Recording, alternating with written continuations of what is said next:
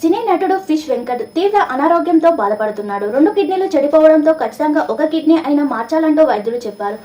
అంత డబ్బు చెల్లించే ఆర్థిక స్తోమత తమకు లేదంటూ వెంకట్ కుటుంబ సభ్యులు ఆగిపోయారు. దీనస్థితిలో ఉన్న తమను ఆదుకోవాలంటూ మీడియా ముందుకు వచ్చారు. ఈ క్రమంలో హీరో ప్రభాస్ పేరు చెప్పి కొందరు ఆకతాయిలు వారికి సహాయం చేస్తామంటూ మాట ఇచ్చారు.